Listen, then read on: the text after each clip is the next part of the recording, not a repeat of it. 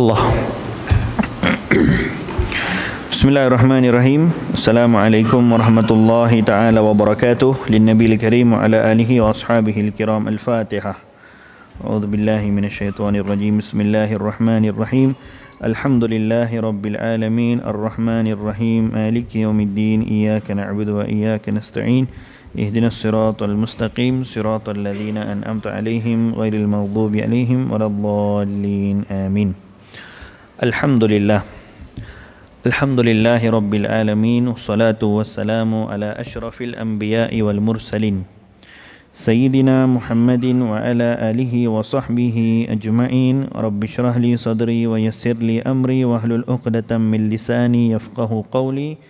Subhanaka la ilma lana illa ma 'allamtana innaka antal alimul hakim wa la hawla wa la quwwata illa billahil aliyyil azim. Nawaina ta'alluma wa ta'lim wa tadhakkura wa tadhkir wa naf'a wal intifa' wal ifadata wal istifadah wal hath 'ala tamassuki bi kitabillahi wa sunnati nabiyhi sallallahu alaihi wasallam wad du'a ila al huda wa ibtigha'a mardatillahi wa thawabihi. Amin. Allahumma amin.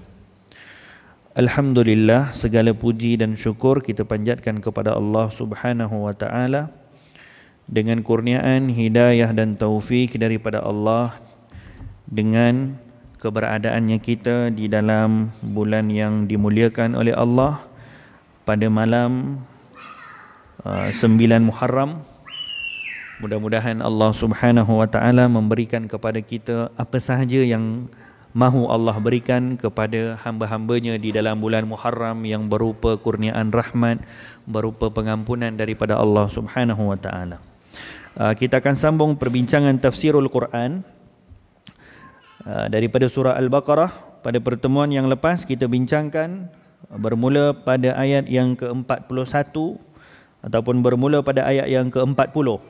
Pada pertemuan yang lepas Allah Subhanahu wa taala menyebutkan di dalam Al-Quran tentang kisah Bani Israel.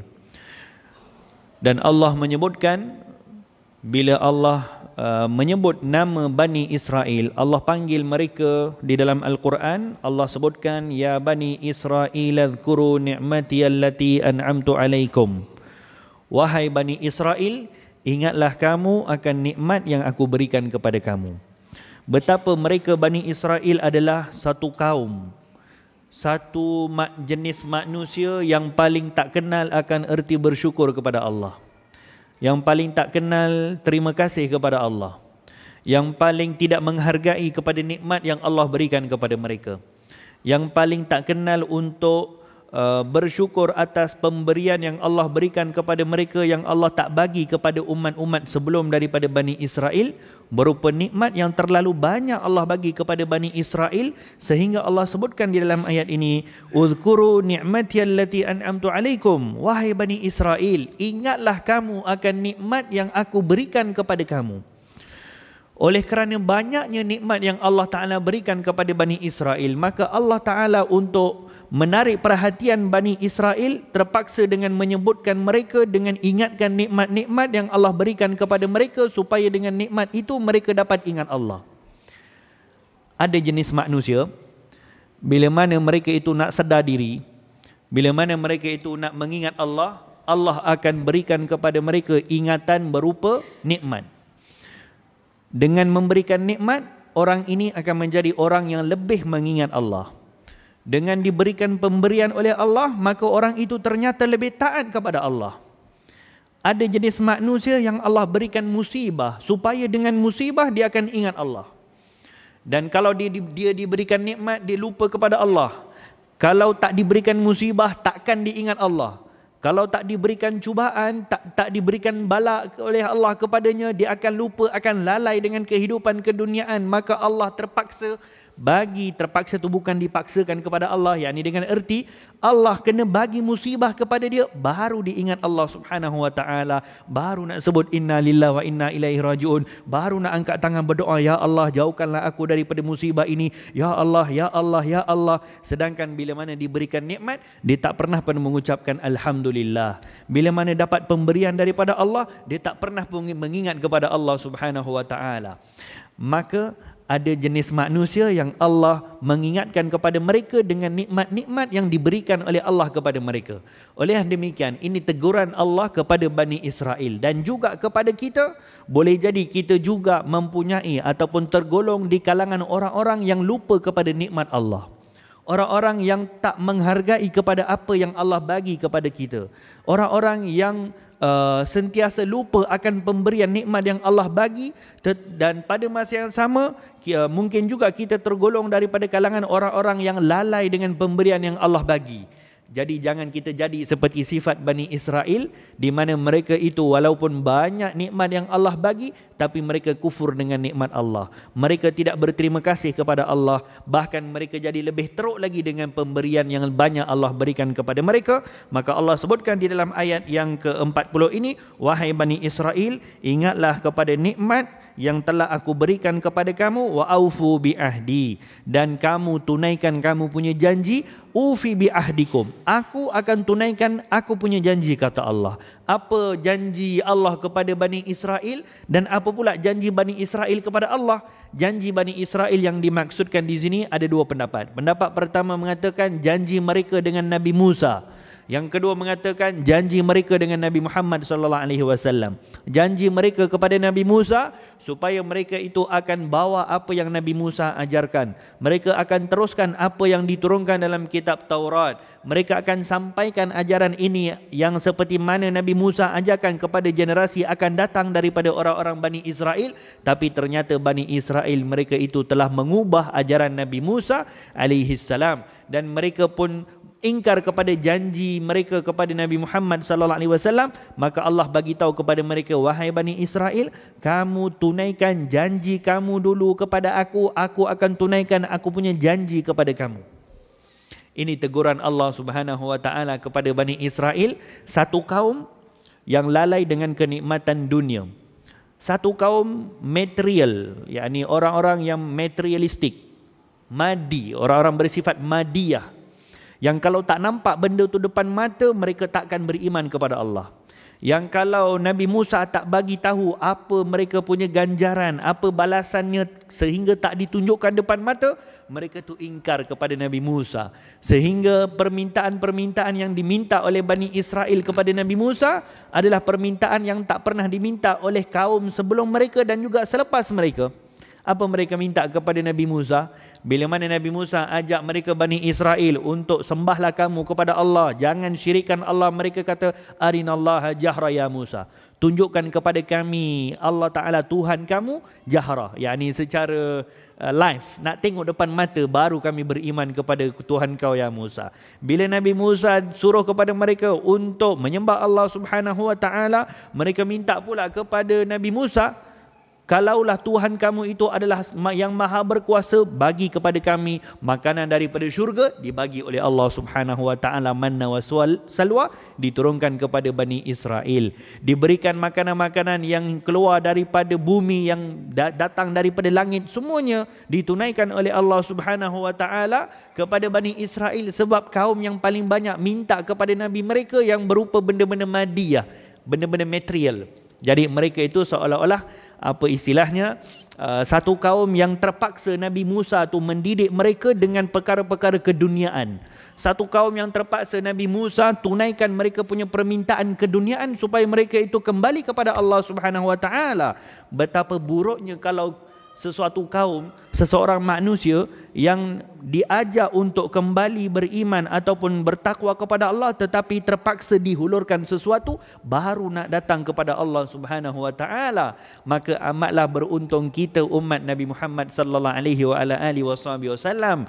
Imannya umat ini, Nabi kita tak pernah ajak umat ini dengan disogok sesuatu, yakni dengan diberikan sesuatu berupa makanan daripada syurga, makanan daripada langit, yang keluar daripada bumi apa semua. Dan tak pernah pula diminta oleh umat zaman dakwah Nabi Muhammad apa permintaan-permintaan yang diminta oleh Bani Israel.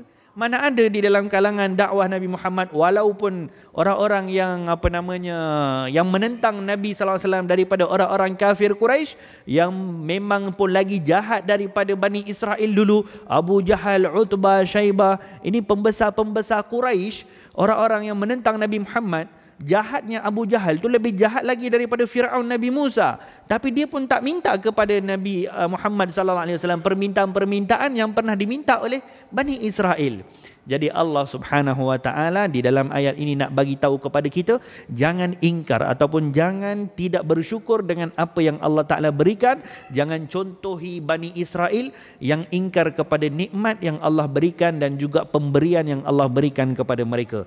Kemudian Allah Subhanahu wa taala menyebutkan di dalam ayat seterusnya, wa aminu bima anzaltu, ini kita dah bincang yang lepas, berimanlah kamu wahai Bani Israel dengan apa yang diturunkan kepada kamu dan jangan kufur kepada apa yang diturunkan kepada kamu, yakni Taurat, Injil dan juga Al-Quran, dan jangan kamu menjual ayat-ayat Allah dengan nilai yang rendah dan bertakwalah kepada aku. Yang ini kita dah bincang pada pertemuan yang lepas, sehinggalah pada ayat yang ke-43, wa aqimus salah wa atuz zakah warka'u ma'ar raki'in. Allah suruh kepada Bani Israel, wa aqimus salah, dan dirikanlah solat wahai Bani Israel, wa atuz zakah, bayarlah zakat, warka'u ma'ar raki'in, dan rukuklah kamu dengan orang-orang yang rukuk. Ini suruhan Allah kepada Bani Israel, orang-orang Yahudi di zaman Nabi Muhammad. Di zaman Nabi Muhammad, Allah Ta'ala menyuruh kepada Bani Israel ataupun orang-orang Yahudi yang hidup di Madinah bersama dengan kaum muslimin yang belum lagi nak beriman kepada Nabi Muhammad, Allah suruh kepada mereka, wa aqimus solah, dirikanlah solat. Yakni dengan erti apa? Berimanlah kamu dengan agama Nabi Muhammad, yakni kamu kena beriman dengan agama Nabi Muhammad, barulah lepas tu baru kamu solat, kamu bayar zakat, kamu rukuk. Ketiga-tiga perkara yang Allah sebut di dalam suruhan ini, pertama disuruh solat, yang kedua zakat, yang ketiga rukuk. Bukankah rukuk itu bahagian daripada solat? Kenapa Allah Ta'ala dah bagi tahu kepada Bani Israel, wahai Bani Israel yang hidup di zaman Nabi Muhammad, solatlah kamu, zakatlah kamu, dan rukuklah kamu. Rukuk itu perbuatan daripada solat. Allah dah sebut solatlah kamu, tapi diulang sekali lagi, warka'u ma'ar raki'in. Rukuklah kamu bersama dengan orang-orang yang rukuk, adalah dengan sebab kalau solat itu memang dah ada daripada syariat Nabi-Nabi yang terdahulu. Syariat Nabi Musa ada solat, syariat Nabi Ibrahim juga ada sembahyang. Tapi yang membezakan solat yang ada di dalam syariat Nabi Muhammad sallallahu alaihi wasallam adalah rukuk. Yang rukuk, perbuatan rukun kita, rukuk itu tak ada dalam syariat Nabi Musa. Yang ada dalam syariat mereka, salat tu adalah rukun-rukun yang lain, termasuk sujud ada. Tapi kalau rukuk tak ada dalam syariat Nabi Musa. Yang ini satu benda yang baru kepada Bani Israel. Sebab tu Allah bagi tahu, kalau solat itu belum pelik lagi untuk Bani Israel, sebab mereka juga solat ikut kepada ajaran Nabi Musa. Tapi kalau rukuk, benda pelik. Jadi kalau kamu nak rukuk dalam solat kamu, kamu mesti kena ikut syariat Nabi Muhammad. Tinggalkan kamu punya syariat. Maka suruhan Allah di sini sebenarnya kepada Bani Israel yang ada di zaman Nabi Muhammad, kamu kena beriman dengan agama Nabi Muhammad, kemudian kamu kena solat dengan solat yang diajarkan oleh Nabi Muhammad, kamu kena berzakat dengan zakat yang diajarkan dalam syariat Nabi Muhammad, dan kamu kena rukuk. Yang kamu tahu dalam solat kamu tak ada rukuk, tapi dalam solat syariat umat Nabi Muhammad ada perbuatan rukuk.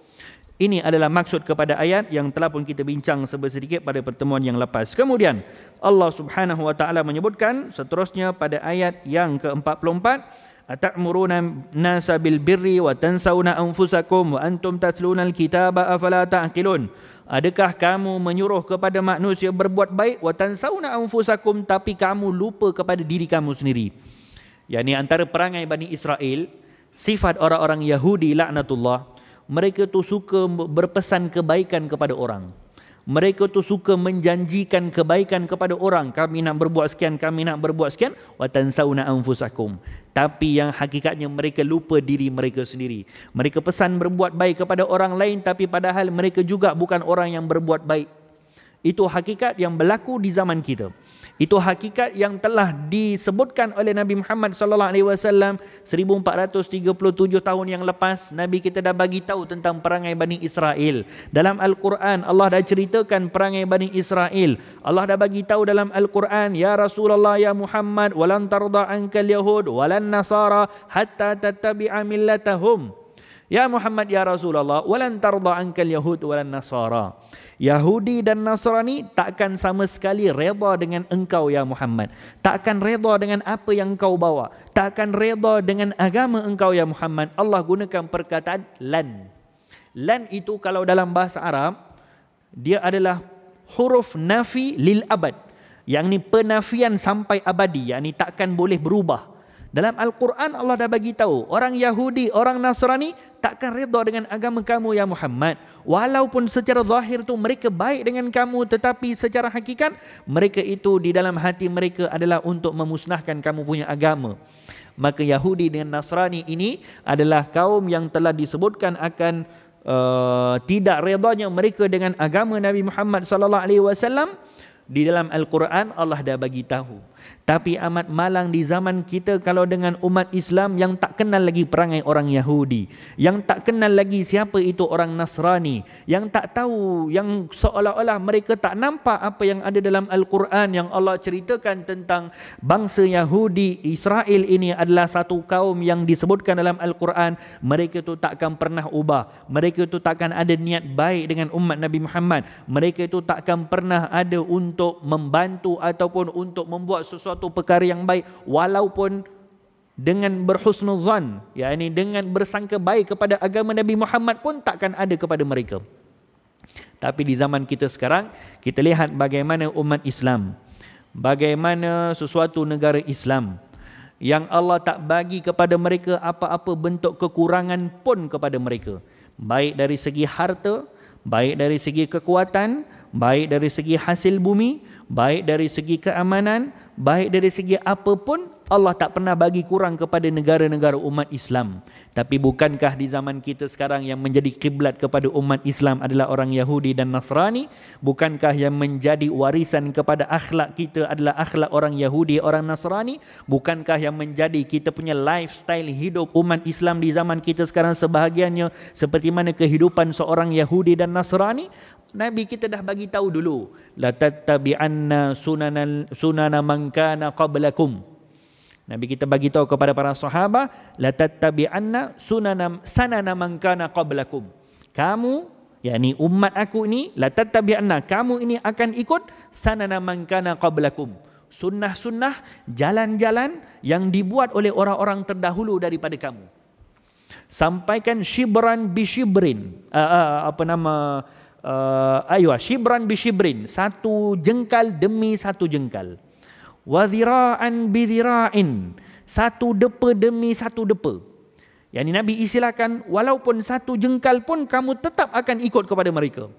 Dalam kamu punya hidup, kata Nabi, satu jengkal demi satu jengkal kamu akan ikut kepada mereka. Satu depa demi satu depa kamu akan ikut kepada mereka. Sampaikan mereka itu masuk ke lubang ular pun kamu akan turut masuk di belakangnya.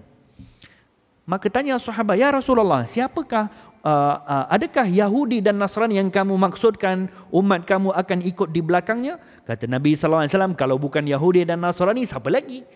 Yang ini Nabi bagi tahu dah, kalau umat ini akan sebahagiannya akan menjadikan orang-orang Yahudi, orang Nasrani sebagai kiblat di dalam apa sahaja pun muamalah kehidupan harian, mahupun dari segi muamalahnya, mahupun dari segi lifestyle-nya, mahupun dari segi cara hidupnya, mahupun dari segi pakaiannya, mahupun dari segi cara makanannya.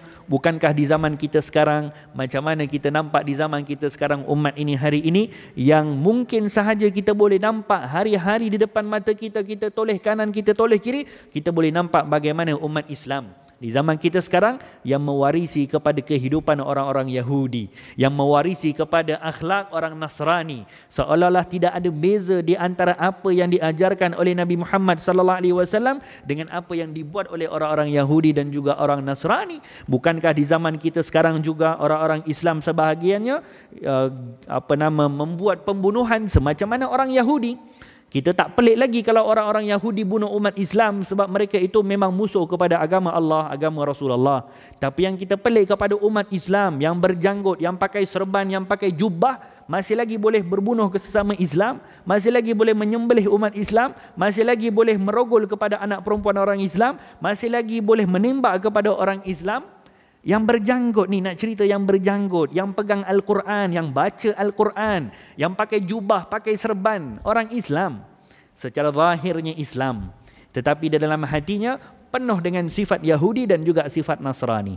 Membaca Al-Quran sebelum bunuh orang. Bukankah itu yang berlaku di negara-negara seperti Syria, seperti Iraq dan sebagainya? Golongan-golongan ekstremis Islam yang membuat pembunuhan kepada umat Islam, baca Al-Quran. Angkat Al-Quran. Allahu Akbar. Sebut Allahu Akbar. Baru bunuh orang lain. Sebut Allahu Akbar. Tembak orang. Allahu Akbar. Sembelih orang. Yakni golongan-golongan ini yang Nabi maksudkan yang akan jadi seperti mana kiblat mereka orang Yahudi dan juga orang Nasrani. Maka hadirin hadirat yang dirahmati oleh Allah, pesanan-pesanan kenapa Allah sebutkan dalam Al-Quran akan perangai orang-orang Yahudi yang sangat dahsyat, supaya jadi contoh kepada kita, jadi tauladan kepada kita, jangan mewarisi kepada sifat orang Yahudi dan juga orang Nasrani. Kemudian Allah sebutkan wasta'inu bis-sabri was-salah wa innaha lakabiratun illa 'alal khashi'in. Dan bantulah diri kamu bis-sabri was-salah, dengan banyak bersabar dan juga dengan solat. Wa innaha lakabiratun illa 'alal khashiin. Sesungguhnya salat itu kabiratun, adalah suatu benda yang berat, illa 'alal khashiin, kecuali kepada orang-orang yang betul-betul khusyuk, yang di dalam hatinya ada iman dan juga takwa kepada Allah. Allah sebutkan dalam ayat ini secara umum, wasta'inu, dan bantulah diri kamu. Yakni bantu apa? Bantu kamu punya diri untuk selamat nanti di hari akhirat dengan apa? Bisabri wassalah, dengan sabar dan dengan solat. Sabar ini kata ahli tafsir ada dua makna. Pertama, diertikan sabar dengan sifat sabar yang kita kena sabar dalam hati. Yang kedua, diertikan sabar di sini dengan puasa. Sebahagian ahli tafsir menafsirkan sabar di sini adalah puasa. Kerana apa? Kerana puasa itu adalah salah satu ibadah yang perlukan kesabaran yang sangat tinggi. Syahrul Ramadan, Syahrul Sabri kan. Bulan Ramadan itu adalah bulan kesabaran. Maka sebahagian ahli tafsir mengatakan bantulah kamu punya diri. Makna ayat ni, bantulah kamu punya diri untuk kamu selamat di hari akhirat bisabri wassalah, dengan banyakkan berpuasa, wassalah, dan juga dengan bersolat. Wa innaha, dan sesungguhnya solat, bukan puasa. Allah kata wa innaha, ha itu adalah menunjukkan ianya kembali kepada solat. Wa innaha, dan sesungguhnya solat, lakabiratun illa 'alal khashiin. Solat itu amat berat kecuali kepada orang-orang yang khusyuk. Orang-orang yang dalam hatinya itu adalah takwa dan juga betul-betul tidak merasakan berat untuk solat. Allah iktiraf sendiri yang namanya ibadah solat bukan satu perkara yang ringan, bukan senang untuk solat satu hari 5 waktu. Demikian Nabi sebutkan dalam hadis yang lain, beza antara orang Islam daripada kalangan umat aku dan orang kafir daripada kalangan umat aku, as-salah, salat. Fa in aqamaha faqad aqama ad-din wa in tarakaha faqad hadama ad-din. Barang siapa yang dirikan salat, dia telah dirikan agama ini. Dan barang siapa yang tinggalkan salat, dia telah runtuhkan agama ini. Nabi juga sebutkan amalan pertama yang akan dihitung oleh Allah di hari akhirat, as-salah. Ini salat, sembahyang adalah suatu perkara yang berat, bukan mudah. Di zaman Nabi SAW, orang-orang munafik di zaman Nabi, mereka juga salat. Di belakang Rasulullah, mereka juga jadi makmum kepada Rasulullah SAW. Orang munafik, dalam hatinya kufur kepada Allah. Tapi salat yang tak diikut oleh orang munafik di zaman Nabi adalah solat subuh dan solat isya. Solat subuh dan solat isya ini solat yang tak disertai ataupun jarang sekali disertai oleh orang-orang munafik di zaman Nabi Muhammad SAW. Solat zuhur, solat asar, solat maghrib, itu senang-senang aja untuk buat. Tapi kalau solat subuh bukan senang, solat isya juga bukan senang. Maka Nabi kita sebutkan azqalu solat alal munafiqin, salatul fajri wa salatul isya. Salat yang paling berat kepada orang-orang munafik, salat al-fajr. Salat fajar wa salat al-isya, dan salat isya. Maka di zaman Nabi, ini salat yang paling berat kepada orang-orang munafik. Bukankah kepada kita juga menjadi salat yang berat itu salat subuh? Bukankah kepada kita juga yang menjadi berat itu salat isya? Bukankah juga kepada kita juga menjadi berat dua-dua solat ini yang Nabi sebutkan? Itu solat menjadi berat kepada orang-orang munafik di zaman Nabi Muhammad sallallahu alaihi wasallam. Mudah-mudahan Allah membebaskan kita daripada penyakit an-nifaq. Mudah-mudahan Allah pelihara kita daripada ada penyakit orang-orang munafik di dalam hati kita dengan kita melaksanakan solat yang telah disebutkan di dalam ayat ini. Kemudian pada ayat yang ke-46 Allah Subhanahu wa taala menyebutkan alladzina yazunnuna annahum mulaqu rabbihim wa annahum ilaihi raji'un. Solat ini kata Allah, solat ini tak jadi berat kepada siapa? Alladzina yazunnuna annahum mulaqu rabbihim. Kepada orang-orang yazunnun yang mereka sangka, yang mereka ada rasa dalam hati mereka annahum mulaqu rabbihim. Mereka itu akan berjumpa dengan Tuhan mereka. Maka Allah sebutkan dalam ayat ni, kepada golongan macam mana mereka tidak merasakan solat itu satu bebanan, kepada orang yang merasakan mereka itu akan jumpa kepada Allah Subhanahu wa taala. Yakni kepada orang yang dalam hatinya mereka itu takut akan hari kebangkitan nanti akan disoal oleh Allah. Kepada orang yang hari-hari mereka fikirkan bagaimana nanti keadaan nanti di hari akhirat yang sangat berat. Mulaqu rabbihim. Mereka tahu mereka akan berjumpa dengan Allah Subhanahu wa taala. Kalau ada perasaan itu dalam hati orang-orang mukmin macam kita, maka kita akan merasakan solat itu tidak berat. Sebab kita akan tahu bahawa kita akan berjumpa dengan Allah di hari akhirat, dan dengan solat adalah juga kita berjumpa dengan Allah Subhanahu wa taala. Nabi pernah sebutkan dalam hadis yang lain, as-salatu mi'rajul ummah. Solat adalah mi'rajnya umat. Apa itu mi'raj? Isra' mi'raj lah. Apa yang berlaku dalam Isra' Mi'raj? Dalam Mi'raj, Nabi kita naik ke langit dan juga Nabi kita dianugerahkan untuk berjumpa dengan Allah Subhanahu wa taala. Maka perjumpaan dengan Allah Subhanahu wa taala yang Allah jadikan di dalam Mi'raj tadi, Nabi kita bagi hadiah kepada kita umat ini, yakni kepada kita semua, untuk berjumpa dengan Allah Subhanahu wa taala, untuk bercakap dengan Allah Subhanahu wa taala, untuk merintih kepada Allah Subhanahu wa taala, untuk jatuhkan kita punya kepala sujud kepada Allah Subhanahu wa taala, sampai Nabi sebutkan as-salatu mi'rajul ummah. Salat adalah mi'rajnya umat aku. Walaupun mi'raj yang ada kepada kita dengan 5 kali ni bukanlah kita naik langit pun, tapi nak bagi tahu bahawa apa yang Nabi kita dapat dalam mi'raj, yang daripada berjumpa dengan Allah Subhanahu wa taala, itu juga yang Allah jadikan untuk kita di dalam salat. Dengan kita menganggap bahawa kita ini salat, kita berjumpa dengan Allah Subhanahu wa taala, datang ke rumah Allah Subhanahu wa taala, dan kita itu dalam keadaan sujud. Kata Nabi, sujud itu adalah aqrabu bainal abdi wa baina rabbih fi sujud. Bahagian ataupun apa istilahnya, cara ataupun rukun solat yang paling dekatkan diri kita dengan Allah Subhanahu wa taala adalah as-sujud. Ketika mana kita berada di dalam keadaan sujud, maka bila mana kita berada dalam keadaan sujud dalam solat, itu kata Nabi adalah perbuatan yang ketika kita sujud paling dekat kita dengan Allah Subhanahu wa taala. Lebih lagi daripada ketika mana kita rukuk, lebih lagi daripada kita berada di tahiyah, lebih lagi daripada kita takbiratul ihram, yang paling dekat dengan Allah Subhanahu wa taala. Yakni dengan erti apa? Bila mana dah sebut yang paling dekat dengan Allah, bermakna yang paling mustajab doanya, yang paling doanya didengari oleh Allah Subhanahu wa taala, yang paling rintihannya tu dipandang oleh Allah, didengari oleh Allah adalah ketika mana sujud. Bukankah Nabi kita juga kalau ada permintaan-permintaan yang besar, Nabi kita minta kepada Allah di dalam sujud? Di dalam peperangan Badar, Nabi SAW untuk minta bantuan kepada Allah supaya umat Islam tu tak kalah, Nabi kita hari-hari di dalam keadaan solat, hari-hari di dalam keadaan bersujud kepada Allah di medan perang. Para sahabat sedang tidur pada waktu malam, Nabi kita berada di dalam keadaan solat, di dalam keadaan sujud. Kata Sayyidina Abu Bakar Siddiq radhiyallahu anhu wa arda, Abu Bakar Siddiq ini dijaga Rasulullah ketika perang Badar. Ketika perang Badar, Nabi itu dibinakan satu tempat yang agak tinggi supaya orang-orang kafir mereka itu tak dapat dekat dengan Rasulullah.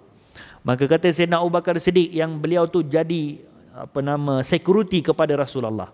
Kata Sayyidina Abu Bakar Siddiq, perang Badar yang berlaku lebih kurang 2 hari 3 hari, aku tak pernah nampak Nabi SAW pada waktu malam. Setiap kali aku terbangun daripada tidur, aku nampak Rasulullah dalam keadaan solat. Sama ada baginda ketika itu sedang mengangkat tangannya berdoa kepada Allah ataupun baginda berada dalam keadaan sujud. Dan aku nampak para sahabat lain tidur. Yang pada waktu malam mereka penat tidurlah. Tapi Rasulullah sallallahu alaihi wasallam pada setiap hari pada berlaku peristiwa peperangan Badar, setiap malam itu Nabi kita sallallahu alaihi wasallam berdoa kepada Allah, sembahyang di dalam keadaan sujud, menangis kepada Allah Subhanahu wa taala, berdoa kepada Allah. Bukankah juga nanti di hari akhirat ketika di padang mahsyar nanti syafaat yang Nabi kita berikan kepada kita, nanti kita akan ceritakan tentang syafaat yang akan diberikan oleh Rasulullah yang dipanggil sebagai asy-syafaatul uzma. Macam mana cara Nabi kita minta kepada Allah? Juga dalam keadaan sujud. Bukan dalam keadaan terus minta kepada Allah, tapi Nabi kita itu akan sujud hari itu di hadapan Allah Subhanahu wa taala, baru minta kepada Allah supaya diberikan syafaat. Maka sujud itu adalah suatu keadaan, suatu perbuatan yang sangat dekatkan diri kita kepada Allah Subhanahu wa taala. Kenapa tidak macam tu? Kerana sujud itu juga adalah perbuatan yang paling menjauhkan diri seseorang daripada Allah kalau dia tak buat. Bukankah iblis itu menjadi orang yang paling dilaknat oleh Allah? Sebab apa dilaknat iblis oleh Allah Subhanahu wa taala? Bukan kerana dia tak nak taat kepada perintah Allah, bukan kerana dia buat maksiat, bukan kerana dia buat zalim, tapi dia itu menjadi orang yang paling dibenci oleh Allah Subhanahu wa taala adalah kerana tak nak sujud kepada Nabi Adam. Yakni perbuatan meletakkan dahi ke tanah itu adalah suatu perbuatan yang sangat azim, sangat besar di sisi Allah Subhanahu wa taala. Yang melakukan perbuatan tersebut, dia itu akan berada di suatu keadaan yang sangat dekat dirinya kepada Allah. Yang enggan letakkan kepalanya ke tanah untuk sujud, itu juga mewarisi kepada sifat iblis. Iblis juga enggan letakkan kepalanya di tanah untuk sujud. Di zaman orang-orang zaman silam dahulu maupun di zaman Nabi sallallahu alaihi wasallam, sujudnya Rasulullah sallallahu alaihi wasallam adalah di atas tanah. Di Masjidin Nabawi tak ada kapet macam selesa macam ni. Di Masjidin Nabawi di zaman Nabi itu tanah. Mereka itu bersujud di atas tanah. Khalifah Umar bin Abdul Aziz, diceritakan dalam kisah Umar bin Abdul Aziz, kalau beliau tu tak pernah sujud sepanjang beliau hidup kecuali di atas tanah. Yakni sujudnya itu semuanya di atas tanah. Itu menunjukkan kepada bagaimana mereka itu merasakan rendah diri kepada Allah Subhanahu wa taala dengan letakkan kepala mereka, dahi mereka di suatu tempat yang sentiasa berada di bawah tapak kakinya. Bukankah tempat kita sujud tu tempat yang kita pijak-pijak ataupun dipijak oleh orang lain? Maka itu tempat yang dipijak oleh entah siapa yang pijak. Tempat yang kita sujud tadi tu bila kita sembahyang maghrib, itu tempat berapa orang pernah pijak? Entah siapa orang yang pijak. Orang soleh, orang tak soleh, orang alim, orang tak alim, orang taat kepada Allah, orang maksiat kepada Allah. Macam-macam orang pernah pijak tempat yang kita sujud tadi. Itulah tempat yang disuruh oleh Allah untuk letakkan kita punya kepala. Supaya apa? Terdidik kita punya diri itu untuk rendahkan diri kepada Allah Subhanahu wa ta'ala. Maka keadaan kita sujud itu adalah keadaan yang paling rendahkan diri kita kepada Allah Subhanahu wa ta'ala. Dengan kita letakkan kita punya dahi di tempat yang paling bawah sekali. Di tempat yang lebih bawah lagi daripada tapak kaki kita. Tapak kaki kita pun duduk paling atas sikit, tapi dahi kita duduk lagi bawah. Itu sujud adalah salah satu daripada perbuatan yang paling mendekatkan diri kita kepada Allah. Kalau kita punya permintaan-permintaan daripada Allah, mintalah kepada Allah dalam keadaan sujud. Ketika mana kita berada dalam keadaan sujud, itu keadaan sujud bila kita minta adalah permintaan yang paling didengari oleh Allah, yang paling cepat untuk dapatkan kabul. Nabi kita sebutkan kepada seorang sahabah, dia datang kepada Rasulullah untuk dapatkan satu hajat yang besar. Apa Nabi bagi tahu? Kamu pergi ambil wuduk dengan wuduk yang sempurna dan kamu sembahyang 2 rakaat dan mintalah kepada Allah dalam kamu punya sujud. Yani itu hadis yang digunakan oleh para ulama sebagai dalil hujah kepada bolehnya solat hajat. Walaupun di zaman Nabi tak dinamakan sebagai solat hajat, tapi itulah solatnya. Seseorang ada hajat datang kepada Rasulullah, maka Nabi bagi tahu hadisnya, Allahumma salli ala Muhammad, apabila kamu ada sesuatu perkara yang kamu nak minta kepada Allah, suatu perkara yang besar, kamu wuduk dengan wuduk yang sempurna, kemudian kamu solat 2 rakaat, kamu minta kepada Allah dalam kamu punya sujud. Itulah solat hajat di zaman Nabi sallallahu alaihi wasallam. Tapi zaman kita namakan sebagai solat hajat. Jangan pula kata solat hajat tu bid'ah, tak ada zaman Nabi. Tu di zaman Nabi. Di dalam hadis disebutkan kalau sahabat datang Nabi ajarkan solat hajat. Jadi itu sujud adalah suatu perkara yang sangat besar di sisi Allah Subhanahu wa taala. Kemudian pada ayat yang ke-48, ayat yang terakhir yang bincang tentang Bani Israel pada kisah kita sekarang, wattaqu yauman. Kata Allah Subhanahu wa taala, wahai Bani Israel, wattaqu yauman, dan takutlah kamu pada hari dan jagalah diri kamu, wattaqu yauman la tajzi nafsun an nafsin syai'a, dan jagalah diri kamu dari azab hari kiamat yang pada hari itu la tajzi nafsun an nafsin syai'a. Pada hari itu seseorang tidak dapat membela orang lain. Wala yuqbalu minha syafa'ah, walau sedikit pun, dan begitu pula tidak diterima syafaat dari seorang pun. Wala yu'khadhu minha adlun, dan tidak diterima juga tebusan daripada hari tersebut. Wala hum yunsarun, dan tidaklah mereka akan ditolong.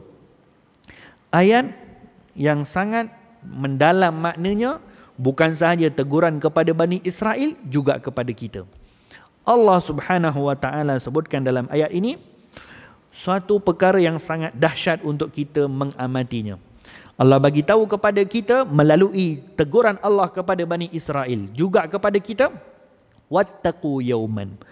Takutlah kamu kepada satu hari. Yauman tu satu hari. Apakah hari yang dimaksudkan? Iaitu hari akhirat. Apa yang akan berlaku pada hari tersebut? Kata Allah, yauman la tajzi nafsun an nafsin syai'a. Pada hari itu seseorang tidak dapat memberikan manfaat ataupun membela kepada orang lain. InsyaAllah kita sambung sikit lagi selepas azan. Allah Akbar.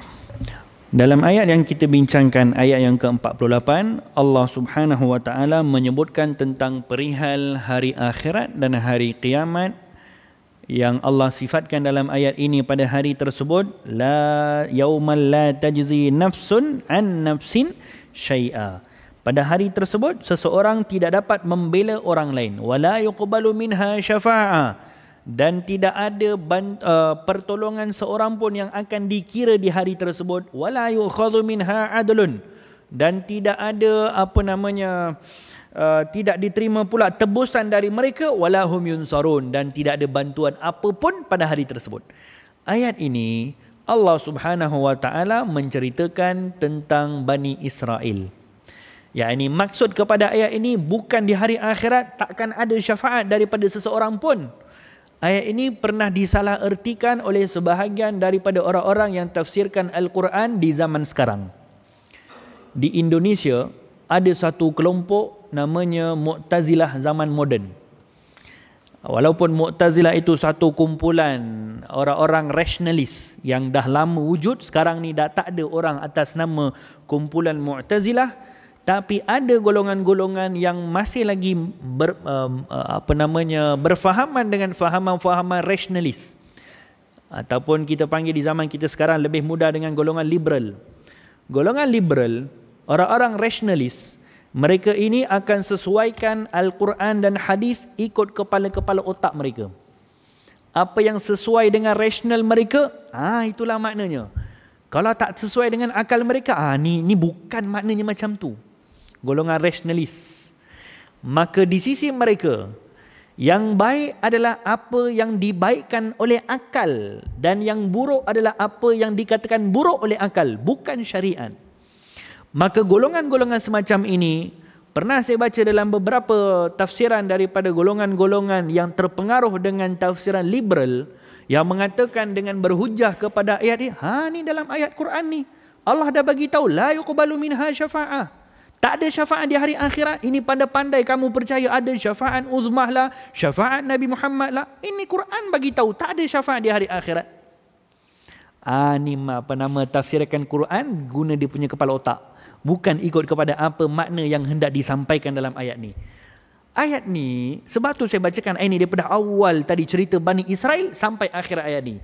Sebab kita faham ayat ni Allah Ta'ala nak bagi tahu kepada Bani Israel. Wahai Bani Israel, kepada kamu orang-orang kafir Bani Israel, di hari akhirat kamu tak akan ada pertolongan.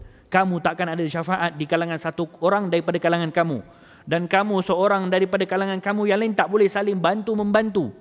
Tak boleh tebus apapun amalan kamu, apa yang kamu buat nanti, oleh kerana kufurnya kamu, oleh kerana kamu itu tidak beriman kepada Allah. Maka yang dimaksudkan dalam ayat ini yang tidak diterima syafaat di hari akhirat adalah kepada orang-orang kafir.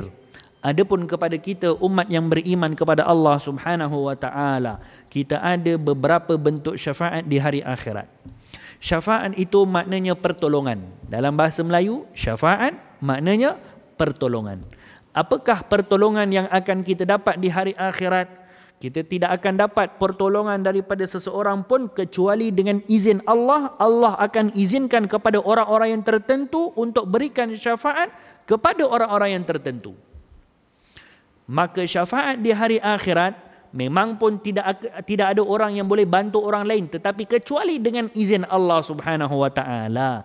Maka ada orang-orang yang tertentu yang Allah akan berikan izin, Allah akan berikan mereka authority untuk selamatkan orang lain.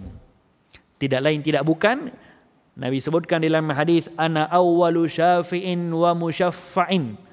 Aku ni kata Nabi, awwalu syafi'in, orang pertama yang memberikan syafaat, wa awwalu musyaffa'in, dan orang pertama yang diterima syafaatnya. Aku, kata Nabi sallallahu alaihi wa ala alihi wa sahbihi wasallam.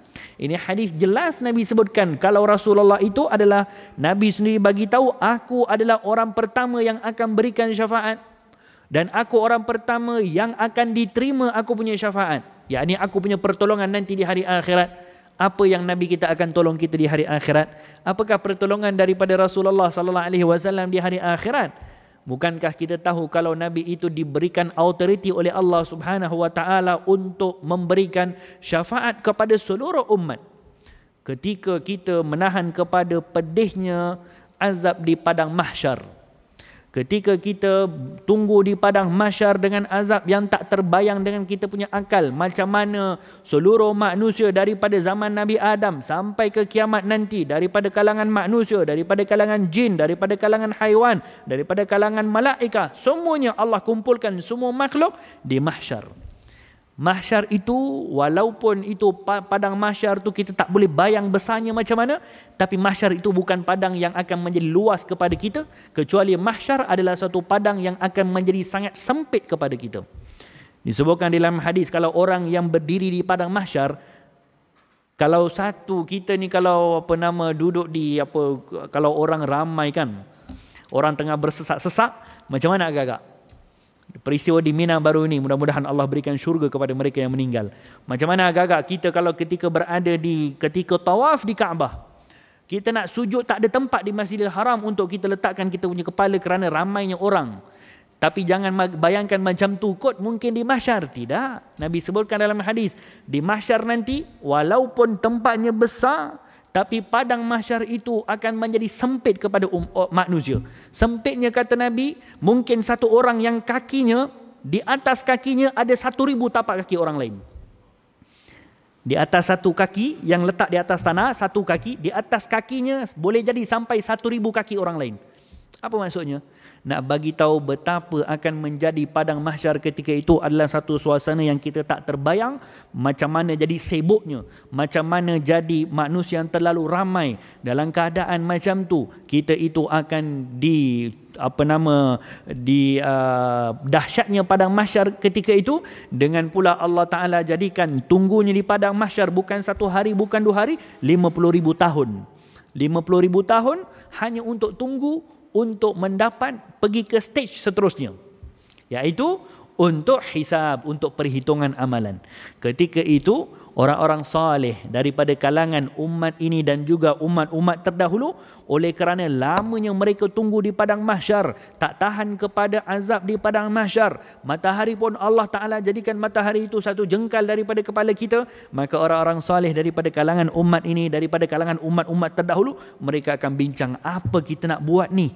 Kita tak ada cara lain kecuali kita mesti kena minta tolong daripada orang lain yang dekat kepada Allah, supaya minta kepada Allah supaya kita ini dilepaskan lepaskan daripada dahsyatnya kita tunggu, bukan azab apa pun, dahsyat dengan menunggu di padang mahsyar.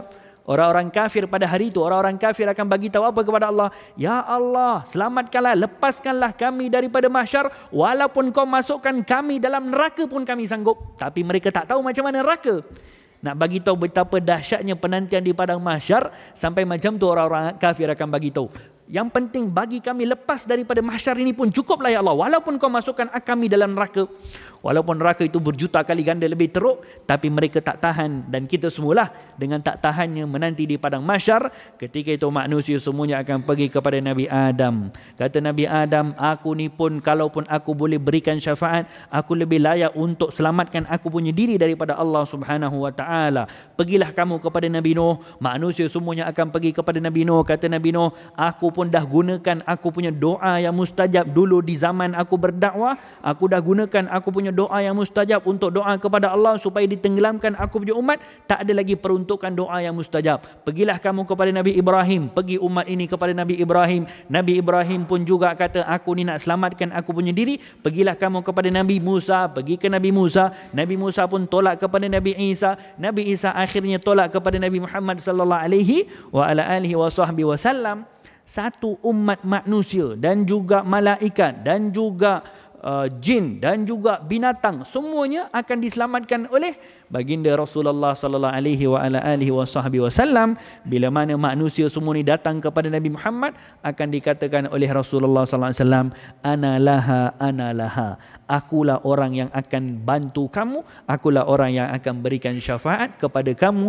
Nabi kita pun jatuh sujud kepada Allah Subhanahu wa taala di bawah arasy Allah. Allah Subhanahu wa taala akan bagi tahu kepada ya Muhammad, ya Rasulullah, irfa ra'sak fas'al fasa'u'ti. Ya Muhammad, ya Rasulullah, angkat kau punya kepala, mintalah apa yang kau nak, kami akan bagi apa yang kau nak. Ketika itu Nabi kita akan berdoa kepada Allah. Doa itu yang disimpan oleh Rasulullah, Nabi tak pernah guna ketika dakwah Nabi Muhammad sallallahu alaihi wasallam. Semua para rasul, mereka ada peruntukan satu doa yang paling mustajab. Walaupun doa mereka semuanya mustajab, tapi mungkin dapat dapat lewat sikit ataupun cara yang lain. Tapi ada satu doa kepada setiap rasul, kalau mereka minta masa tu juga Allah bagi. Semua rasul dah habis gunakan mereka punya peruntukan doa, kecuali Nabi Muhammad sallallahu alaihi wasallam, dan pernah diminta kepada Rasulullah. Pernah diminta kepada Rasulullah oleh siapa? Sayyidatina Khadijah, isteri Nabi yang tercinta. Ketika Sayyidatina Khadijah jatuh sakit dalam keadaan sakaratul maut, dalam keadaan nazak, diminta oleh Sayyidatina Khadijah, Nabi berada di sebelah. Kata Sayyidatina Khadijah, kerana tak tahan kepada berada dalam keadaan nazak, menahan kepada sakaratul maut, orang manusia yang paling disayangi oleh Rasulullah. Tak ada orang yang Nabi lebih sayang daripada Nabi lebih sayang kepada Sayyidatina Khadijah. Manusia yang paling Nabi sayang. Ketika berada dalam keadaan nazak, isterinya diminta oleh isterinya, ya Rasulullah, bukankah semua rasul itu ada doa yang mustajab? Dan kau pun pasti akan ada doa yang mustajab. Aku minta kepada engkau. Siapa yang minta? Isterinya dalam keadaan nazak, menahan kepada sakit sakaratul maut. Mintalah Allah Subhanahu wa taala dengan kau punya doa yang mustajab, supaya Allah sembuhkan aku dan ringankan aku punya sakaratul maut.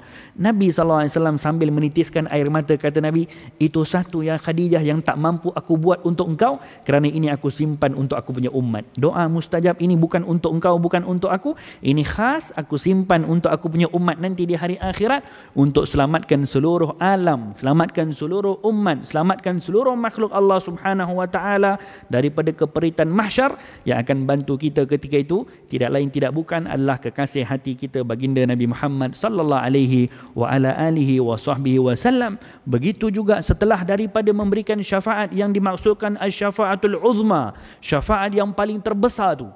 Itu dinamakan syafaatul uzma kerana syafaat itu tak ada orang lain yang boleh buat. Syafaat itu adalah syafaat yang paling terbesar. Bukan selamatkan umat Nabi Muhammad, selamatkan seluruh umat manusia, selamatkan seluruh malaikat, selamatkan seluruh para nabi, selamatkan seluruh makhluk Allah Subhanahu wa taala, selamatkan semua golongan jin daripada penantian di padang mahsyar. itulah dinamakan sebagai asy-syafa'atul uzma yang Allah sebutkan dalam Al-Quran sebagai maqaman mahmuda, satu martabat yang terpuji yang kami berikan kepada kamu ya Muhammad, maqaman mahmuda yang kita doa setelah daripada azan, Allahumma atihil wasilah wal fadilah wad darajatar rafi'ah wa ba'athhu maqaman mahmuda. Dan kita doa tu supaya apa? Kata Nabi, ketika Nabi sebutkan fadilat orang yang baca doa setelah daripada azan dan iqamah, kata Nabi, barang siapa yang bacakan doa ini, maka mereka itu akan diwajibkan aku punya syafaat nanti di hari akhirat. Maka jangan kita merasa bosan untuk baca doa setelah mana daripada azan dan iqamah. Itu doa, kata Nabi, akan memberikan syafaat kita nanti di hari akhirat. Maka syafaatul uzma itu syafaat kepada semua orang, tapi ada syafaat khas kepada umat Nabi Muhammad sallallahu alaihi wa ala alihi wasallam. Itu tak ada kepada orang lain. Syafaat itu, satu hari Anas ibni Malik radhiyallahu anhu wa arda tanya kepada Rasulullah, "Ya Rasulullah, aku nak jumpa engkau kat mana nanti di hari akhirat?" Kata Nabi, "Indas sirat." Di titian sirat. Fa illam ajduka fi sirat, kalau aku tak jumpa engkau di titian sirat ya Rasulullah, indal mizan, kau akan jumpa aku di neraca pertimbangan al-mizan. Kalau aku tak jumpa engkau ya Rasulullah di titik di neraca pertimbangan al-mizan, indal haud, engkau akan jumpa aku di telaga haud. Yakni setiap checkpoint di hari akhirat, setiap checkpoint itu Nabi kita sallallahu alaihi wa ala alihi wasallam akan berikan pertolongan demi pertolongan kepada umat-umatnya, sampaikan kepada di neraka Allah Subhanahu wa taala pun yang akan selamatkan setiap orang daripada neraka Allah juga adalah daripada syafaat daripada Nabi Muhammad sallallahu alaihi wasallam. Disebutkan dalam hadis, wala azalu ashfa hatta yaqulu li malik lam tada li ghadabi rabbika fi ummatika min baqiyah. Aku ini akan masih lagi memberikan syafaat kepada umat aku sampai diberitahu oleh malaikat Malik, penjaga neraka, ya Muhammad, tak ada lagi umat engkau di dalam neraka ni, engkau dah boleh balik ke syurga. Maka Nabi kita sallallahu alaihi wa ala alihi wasallam, setelah mana masuk ke dalam syurga, Nabi kita akan keluar balik setelah mendengar kepada jeritan umatnya di neraka. Maka Nabi kita pergi balik ke pintu neraka, seorang demi seorang daripada kalangan umatnya diselamatkan, ditolong oleh Nabi sallallahu alaihi wasallam, sampai kepada orang yang terakhir ditolong oleh Rasulullah daripada neraka. Maka malaikat penjaga neraka akan bagi tahu, ya Muhammad, ya Rasulullah, tak ada lagi umat engkau di dalam aku punya, di dalam neraka ni, engkau dah boleh balik. Ini sahibus syafa'ah yang Nabi bagi tahu, ana awwalu syafi'in wa musyaffa', aku adalah orang pertama yang berikan syafaat, dan aku punya syafaat itu adalah syafaat yang akan diterima oleh Allah Subhanahu wa taala. Maka hadirin hadirat dirahmati oleh Allah, macam mana agak-agak kita untuk mendapatkan syafaat Rasulullah sallallahu alaihi wasallam? Tidak lain tidak bukan mengikut kepada cara hidup Rasulullah. Tidak lain tidak bukan mengikut kepada, patuh kepada agama yang dibawa oleh Rasulullah.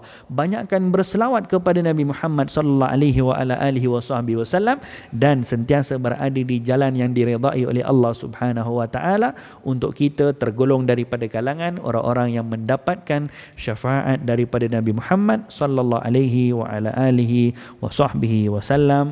Allahumma inna na'udzubika min ilmin la yanfa' wa na'udzubika min qalbin la yakhsha' wa na'udzubika min du'ain la yustajab wa na'udzubika min amalin la yuqbal bi rahmatika ya arhamar rahimin. Rabbana atina fid dunya hasanah wa fil akhirati hasanatan wa qina adzabannar. Wa sallallahu wa sallama ala khairi khalqih sayyidina Muhammadin wa ala alihi wa sahbihi wa sallam. Walhamdulillahi rabbil alamin. Wassalamu alaikum warahmatullahi wabarakatuh.